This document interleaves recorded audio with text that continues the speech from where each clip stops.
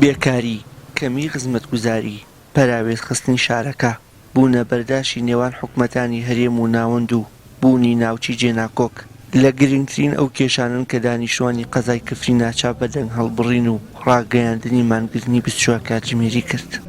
ئەوەی کە مەطلبی ئێمە وەکو دانیشتوانی شاری کفری ئەوەیە کە نەبوونی خزمەتگوزاری لەم شارە گرفتە و نەبوونی هەلی کار و ئەو گەنجانە لێرن هەموو بێکارن لە پێناوی کار ڕێگەیەکی دوور ئەبڕن بۆ شاران بۆ کارەچن. دواتر گەیشتنەوە قەناعەتێکەوە بڕیارماندا پەنابووین بۆ فشارە مەدەنیەکان بیرمان لەوە کردوکەوەمان گرتنە ڕابگەێنین و خێمە هەڵدەین و لە ژێر خێمەکە دروشمەکان و قسەکانمان و لە ڕێگەی ڕاگەاندنەکان و دەنگی خۆمان بگەێنین.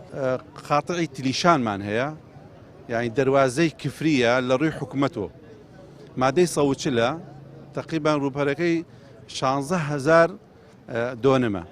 خاوەندارەکانشی هەمووی کوردن 300-400 خاوەنداری هەیە. ئێستا لەبەر کوردایەتی نایفرۆشن چونکە گەبی فرۆشن عەرەب گشتی کڕێ.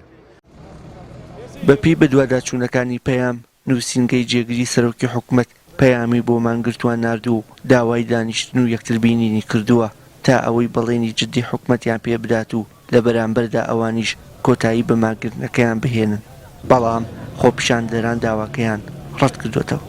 هەری کار تعیناتێک ما بدۆزێت گەنجەوەگمە بسپێن ساڵم ئاوادم مەدە بەس تعین بم نەجاتم بێ ئێمە معقولە شەو ڕۆژ کرە کاری بکەم خاوەن 5-6 هەتیمە خۆی سە بڕۆ کەلار بێ بیە چی تو بیە شارە کەلار بێ شار خۆی کەلار ئاوایەک بی سەر بە کفری بی سە بزانە بیە چی شارێ کفری وردە وردە بچکەوێتەوە بەخوا خۆی کفری مێژویە زۆر کۆنە لە باپیرانمانە بۆمان ماتۆم شارە.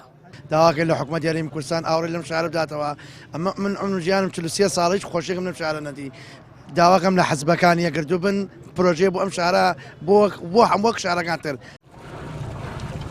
بە مەبەستی مانەوە لەسەر شەقام و نەگەڕانەوەیان بۆ ماڵ ڕۆژانە خوانی تایبەت بۆ چالاکوانان و هاوڵاتیانی مانگرتووی قەزاکە ساز دەکرێت و ئەم هەنگاوەش هێندەی دیکە گڕوتوینی بەردەوامی بە مەیدانەکە بەخشیوە. ئەندامانی ئەنجومەنی پارێزگای سلێمانی داوا لە دانیشتوانی قەزای کفری و تەواوی هەرێمی کوردستان دەکەن چالاکی ناڕەزایەتی جۆرا و جۆر بۆ وەرگرتنەوەی مافەکانیان بەرپا بکەن. وای لێ هاتۆ ڕۆژانە ماڵی ئەم شارە خێزانی ئەم شارە جێتێڵێ بەهۆی کەمی خزمەتگوزاریەوە بەهۆی نەبوونی هەلی کار و بژێوی ژیانەوە بۆیە چۆن بە ئەرکێکی نیشتیمانی ئەزانی کە بازەوە بکەیت سنوورەکەت بپارێزی بە چەک و بە تفەنگ و بەوە پێویستە بەم لە ژێر ئەم خێمەیشە تەواوی دانیشتوانی سنووری کفری تەواوی هەرێمی کوردستان تەواوی دەسەڵاتداران جەخت لە جێبەجێکردنی داواکاری هاوڵاتیانی سنووری قەزای کفری بکەین. هیوادارین تەواوی لایەنانەی کە لە حکوومەتی هەرێمان و تەواوی چین و توێژەکان دەنگیان بخەنە پاڵ یەک بۆەوەی حکوومەت چیتر شاری کفری پەراوێز نەخات. بەپێی ئامارێک لە ماوەی 6 مانگدا 250 خێزان بەهۆی بێهیوابوونیان لە چارەسەربوونی کێشەکانی شارەکەیان کفریان بەرەو شار و شارژەکانی دیکە جێهێشتووە و لە بری ئەوان خێزانی عەرەب شوێنی گوتوونەتەوە و ئەمەش مەترسی گۆڕانکاری ڕەگەزی لەو شارە سنووریە دروست کردووە. وشیار محەممەد، کەناڵی ئاسمانی پەیام، قەزای کفری سەر بە ئیداری گەرمیان.